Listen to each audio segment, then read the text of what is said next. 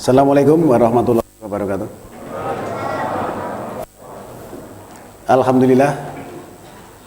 Alhamdulillahilladzi hadana li hada wa ma kunna linahtadiya laula an hadanallah.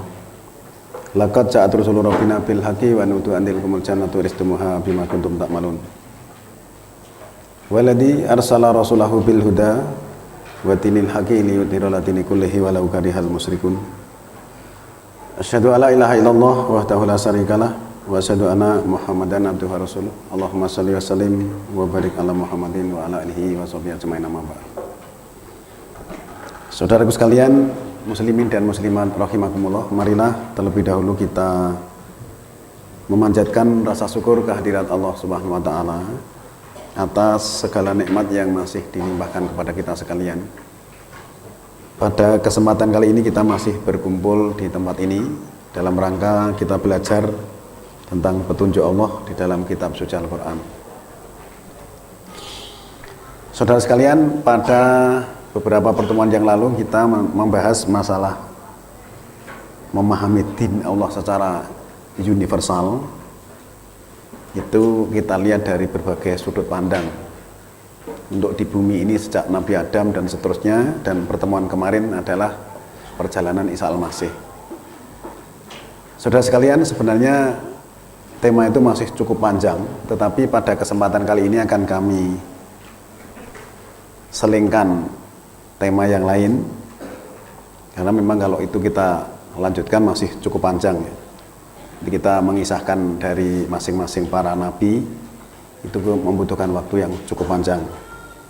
Pada kesempatan kali ini kami ingin mencoba untuk bersama-sama dengan saudaraku sekalian membahas dengan tema kedudukan hadis menurut pandangan Al-Quran.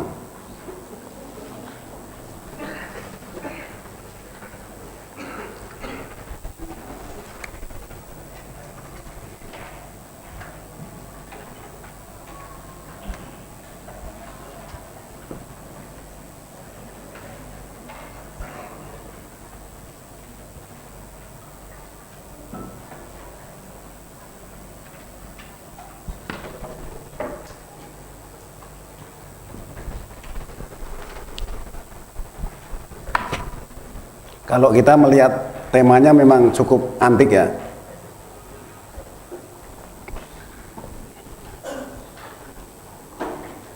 Selama ini kita ya, atau dalam ajaran Islam itu terdapat berbagai macam pengertian yang menyangkut masalah hukum.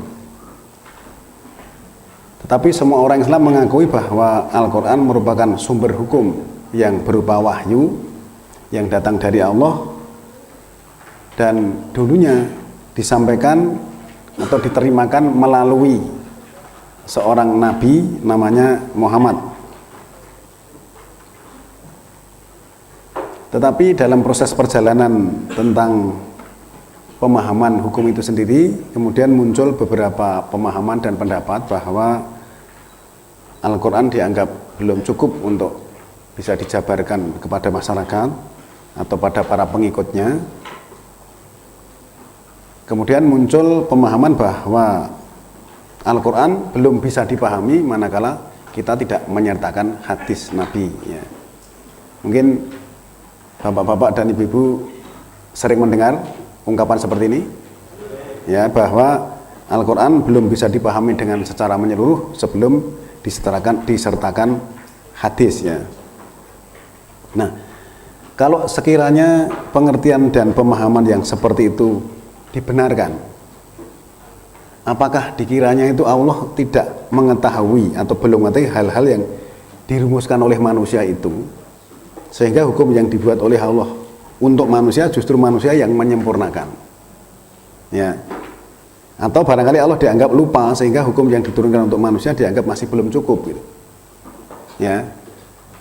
Jadi kalau ada pemahaman seperti itu, apakah dianggap ketika orang itu mau menulis itu Allah tidak paham, sedangkan apapun yang dipikirkan oleh manusia Allah sudah mengetahui secara jelas.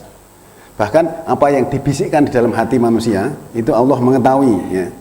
Tempo hari sudah kami sampaikan surat ke-50 ayat 16 ya, bahwa dan sungguh kami ciptakan manusia dan kami mengetahui apa yang dibisikkan oleh hatinya dan kami lebih dekat kepadanya dari urat lehernya. Kan berarti Jangankan sampai menulis, yang dibisikkan hatinya pun Allah sudah tahu. Sehingga ketika ada seseorang yang kemudian merumuskan ya, keterangan-keterangan yang berkaitan dengan Quran, tentu saja pada saat itu mesti Allah langsung menurunkan dengan segera melalui nabinya. Kan kita harus berpikir seperti itu. Nah, kalau dipikirkan dengan hati yang jernih bahwa pemahaman yang seperti itu kalau menurut pandangan kami malah justru merendahkan Allah yang seharusnya dijunjung tinggi. Ya. Oleh karena itu kalau kita sudah terlanjur mempunyai satu pemikiran seperti itu, coba kita adakan evaluasi ulang. Apakah benar pernyataan yang seperti itu?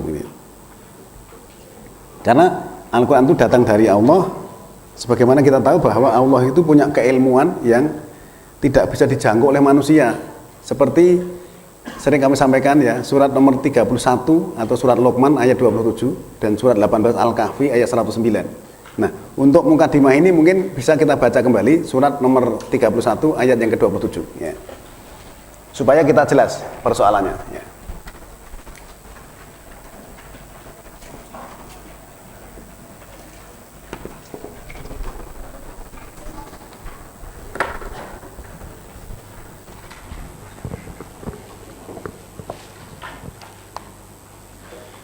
A'udzu billahi minasyaitonir rajim.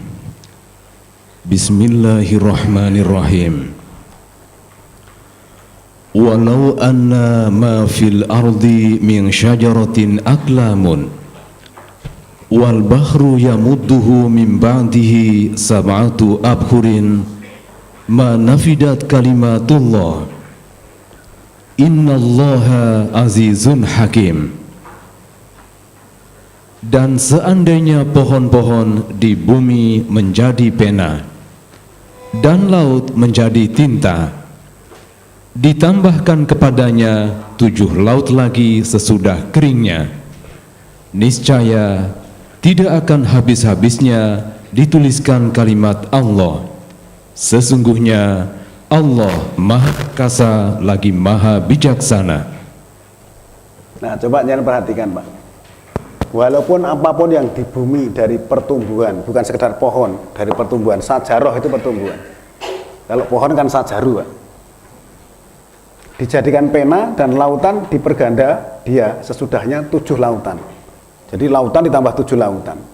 Tidaklah akan habis kalimat Allah ditulis dengan 7 lautan itu tadi. Ilmunya Allah tidak akan habis ditulisnya.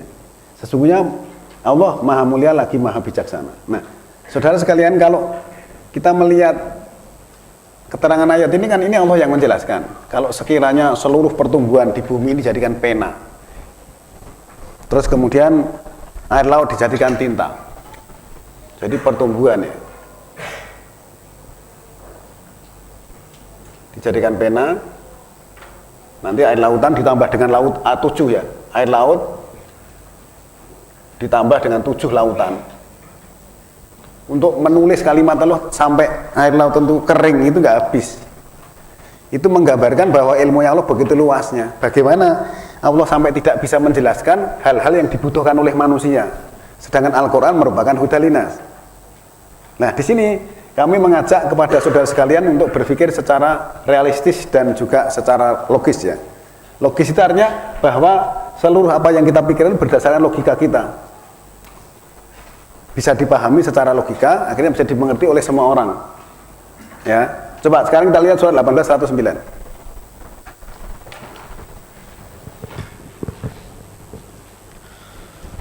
Qul law kanal bahru midadan li kalimati rabbi la nafidal bahru qabla an tanfada kalimatu rabbi walau ji'na bimislihi madada. Katakanlah, kalau sekiranya lautan menjadi tinta untuk menulis kalimat-kalimat Tuhanku, sungguh habislah lautan itu sebelum habis ditulis kalimat-kalimat Tuhanku, meskipun kami datangkan tambahan sebanyak itu pula. Ini nadanya hampir sama. Ya, katakanlah Nabi SAW, kalau lautan itu jadi tinta untuk menulis kalimat Tuhanku, akan habislah air laut itu sebelum habis kalimat Tuhanku, walaupun kami datangkan dengan persamaan berganda. Persamaan itu yang sama dengan yang itu tadi. Ya, saudara sekalian, kalau kita melihat kedua ayat ini saja sebenarnya siapapun yang namanya manusia tidak boleh mengatakan dan tidak akan berani mengatakan bahwa Allah tidak bisa menerangkan. Ya. Ilmunya manusia nanti hanya dijelaskan dalam surah 17:85 itu bahwa wa ma utitum minal ilmi ila qalila, dan tidaklah kami berikan ilmu kepada kamu kecuali sedikit. Padahal ini ilmunya Allah. Ilmu yang diberikan kepada kita, Al-Qur'an yang begitu banyak, Allah mengatakan sedikit. Sedikit ukuran Allah, tetapi sebenarnya untuk manusia itu sudah tak terhingga. Sedikit itu menurut pandangannya Allah, ya.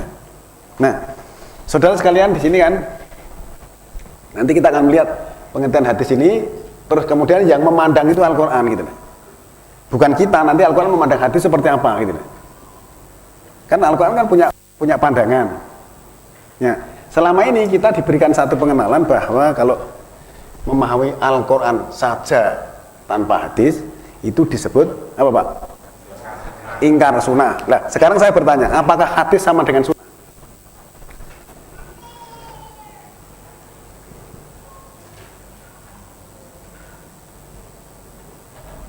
Apakah hadis itu sama dengan sunnah?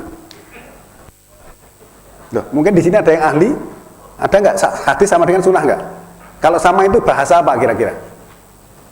Kalau hadis sama dengan sunnah itu menggunakan bahasa apa? Mungkin yang ahli bahasa Arab barangkali. Hadis itu adalah berita,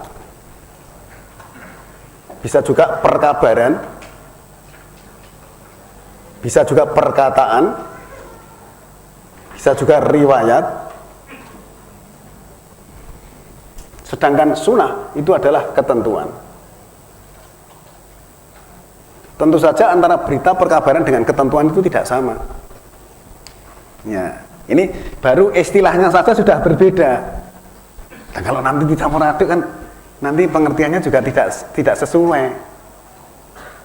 Nah, nanti akan kita cari kata-kata ingkar sunnah itu ada nggak dalam Al-Qur'an?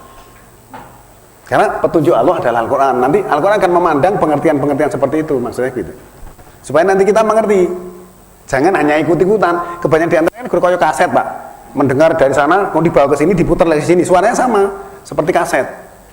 Kita harus coba melihat gitu. Apa benar yang dikatakan itu? Wah, itu yang katakan orang pinter. Nah, pinter itu pinter ukurannya menurut apa? Lah, apakah yang menurunkan Al-Qur'an ini tidak dianggap pinter? Yang menurunkan Al-Qur'an ini justru lebih pinter daripada yang dikatakan pinter tadi. Ketika yang dikatakan pinter tadi meninggal, yang mematikan yang menurunkan Al-Qur'an ini. Besok yang menghidupkan juga yang menurunkan Al-Qur'an itu. Ya, kita berpikir aja begitu. Wah, dia itu ulama terkenal di seluruh dunia. Dia ini yang menciptakan dunia seisinya. Ya, loh iya toh, kita harus begitu. Naik gede-gedean ngomong kita bisa.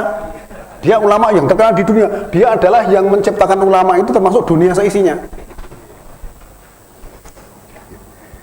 Itu namanya gede-gedean ngomong. Loh, kita nggak boleh gede-gedean. Kita coba kita lihat yang sesungguhnya gimana gitu. Nah, gede-gedean ngomong nanti malah gimana? Ya.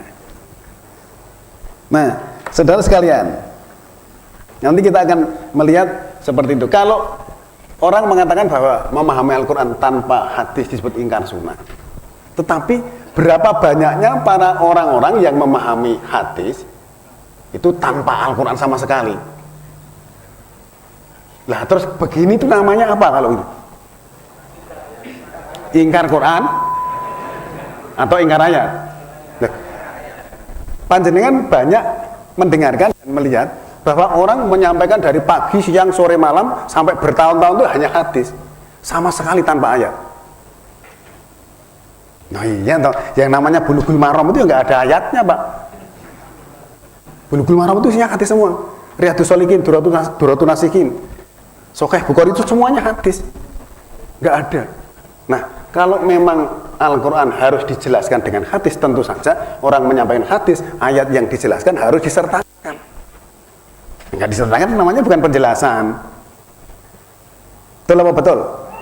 Nah, kita akan mencoba untuk mengajak panjenengan, kita ajak supaya berpikir yang realistis. Ya, masalah benar atau salah itu nanti silahkan untuk disimpulkan sendiri. Ya, saya tidak mengatakan bahwa ini benar. Al-Quran pasti benar 100%. Saya tidak akan mengatakan bahwa Al-Quran salah. Tetapi ternyata hadis ini ada yang sahih, ada yang tidak. Yang mengatakan sahih dan tidak juga bukan Al-Quran, tetapi juga manusia. Ya, yang mengatakan sahih dan tidak kan manusia. Ternyata di kelompok A mengatakan sahih, kelompok B mengatakan tidak sahih. Sekarang misalnya saya tanya, kalau misalnya hadis itu di Iran sana dikatakan sahih, tapi ternyata di Indonesia tidak. Di Indonesia dikatakan sahih, ternyata di Filipina tidak. Terus di Filipina dikatakan sahih, kemudian di Malaysia tidak. Lalu kita mengikut yang mana coba? Saya bertanya. Tetapi adakah Al-Quran yang ditolak di setiap negara? Tidak ada. Nah, kan kita jadi bingung sendiri. Nanti sini aja, nanti di satu negara aja golongan A dengan golongan B aja, wah itu nggak sahih itu yang mengatakan begini. Oh enggak, di sini sahih mana? Lalu kita mau ikut yang mana? Akhirnya malah terombang-ambing ke sana, di sini wah ini golongan sahih. Setelah ke sini, oh enggak itu nggak bener lah, bingung kan? Wah aku ikut yang mana ya? Ikut yang duitnya banyak.